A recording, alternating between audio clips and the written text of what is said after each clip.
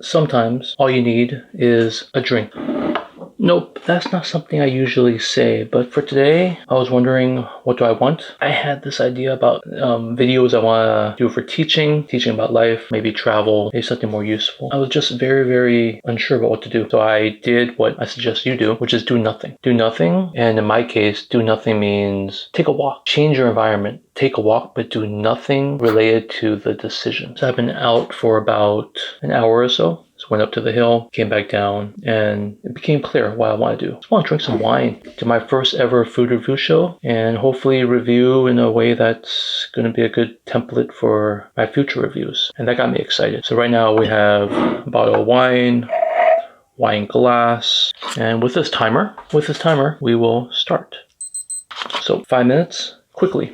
Today's review is going to have 3 parts. First part is a pre-taste, as in I figure out what this thing is, try to think what it might taste like. I'm going to smell the wine, look at the color, figure it out, like what sommeliers do. I don't have the skill for that, but I could tell you like an average consumer what I would look for and what I'm thinking it might be. Next, I'm going to taste it. Probably the most important part, which is how does it really taste? The first gulp. And lastly, how does it taste afterwards? Discuss value and see, is it worth buying? Is it worth drinking the rest? Should you just give it away? So that's going to be the 3 criterias. Kind of a past, present, and future. All right, starting off, some signs that I look for when I look for wine is, does it look expensive? First of all, I bought this as the cheapest bottle of wine at Costco right now. It was already cheap, like around $5. Now it's even cheaper, I believe. Either that or it's always cheap, I forgot. But it's around $5. So it's cheapest bottle of wine you can buy at Costco right now. If I look at the label, it said Red Blend Portugal by Casa Santos Lima. I believe I've seen Casa Santos Lima before. I think of the really huge company. Portugal, I can't think of any Portugal wine I have drank before. I don't really know what Portuguese wine tastes like. Red blend, for me, that's a big warning sign that it's probably very low quality. Because from what I heard, if it's a blend, which means they're just taking wine, leftover wine from everywhere over here, not just a region, but all leftover wine from Portugal, put it all together, blend it, hopefully make it not taste bad. So table wine, which is stuff that Europeans love, because just simple, drink a glass every day, you can afford it. But for Americans, we like something higher quality. So will this give us a high quality despite that big red flag, the Red Blend Portugal? Another thing I look at is the label. I believe you should and you could judge a book by its cover. Most books I pick up at the library are actually books with beautiful covers, and rarely am I wrong. It's actually a pretty good tell. I believe the same for people and same for everything, because clothing makes the person, it speaks a lot about them. As for label, this is what I heard before. If I like the way it's designed, that means the owner or whoever is in charge of this wine might have a similar design preference as I. Meaning, if I like their design, I might also like their taste. So I do actually like how it looks. It's cheap, but it's kind of textured. I don't know if you can see that, but somewhat textured.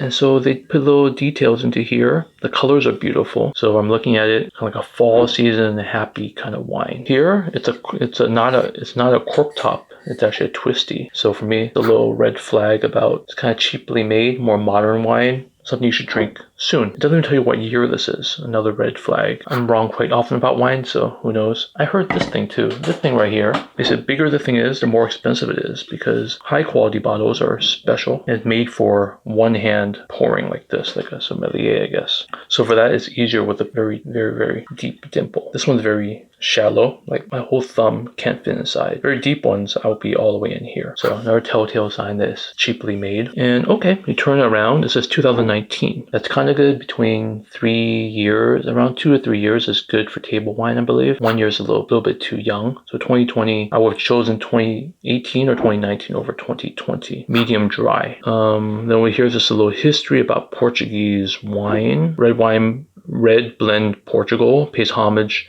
to the Portuguese producers. So basically they're trying to make excuses for why it's blended as opposed to single vineyard estate wine. It's well balanced with notes of wood from an aging period of oak.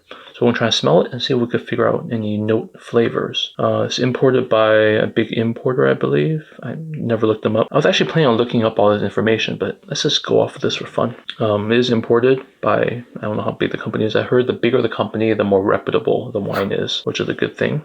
J. Oliveira and Sons Selections.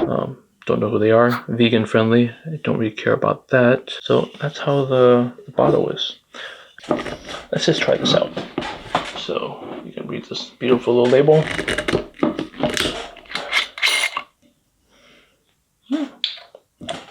Check out the color.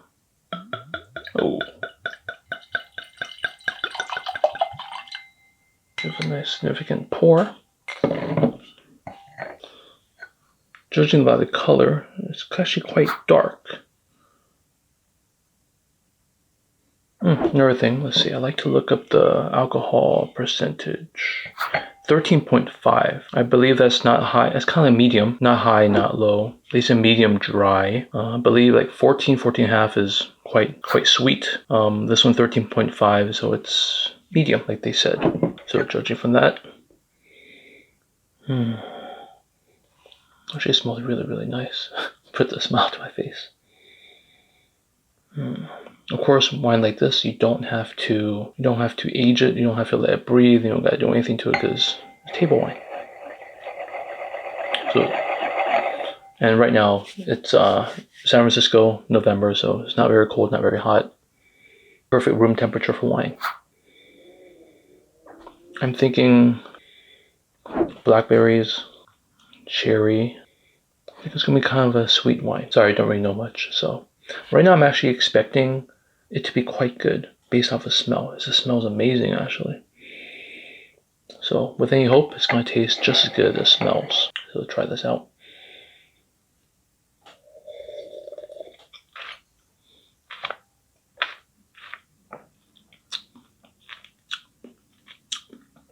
Wow, full of flavor.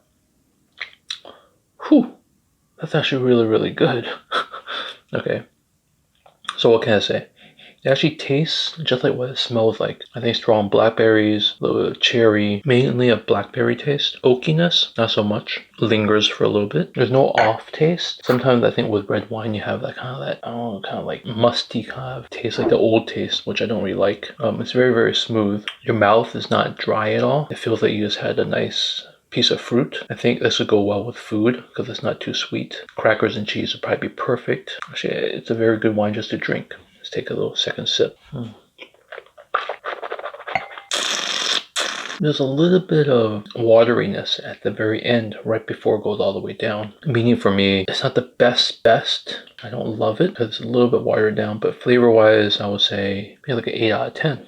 Quite nice on the taste. It's actually really nice. I think the best part of that is very smooth. So good flavor and very smooth. I think that's the best when it comes to red wine. I really don't know much about this, but I'll say for $5, totally worth it. Somebody gave it to me and they said it was 10.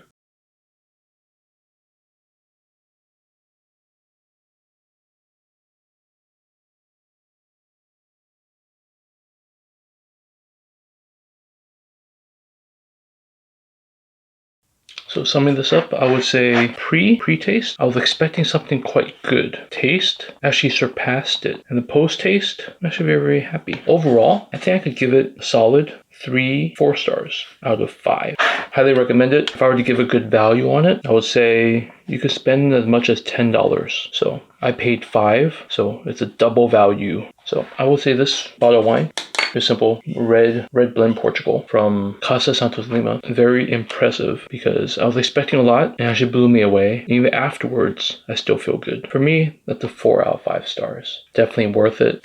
And if you're ever in Costco, I would say pick it up. I think the sale lasts until, I think, Christmas time. So go pick up a bottle, spend $5, and enjoy it like how I'm gonna enjoy it right now. This might actually make my meal tonight. Chin chin.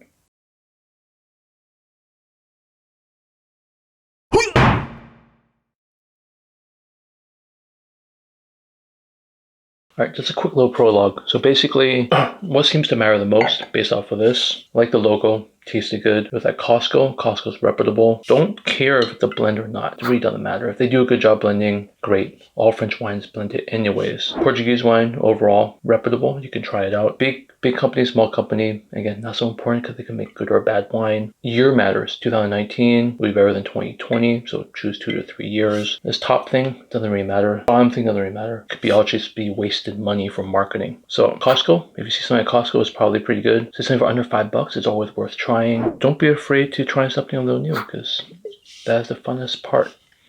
And of course, judge a book by its cover, judge people by its cover, and definitely judge wine by its cover. All right, peace.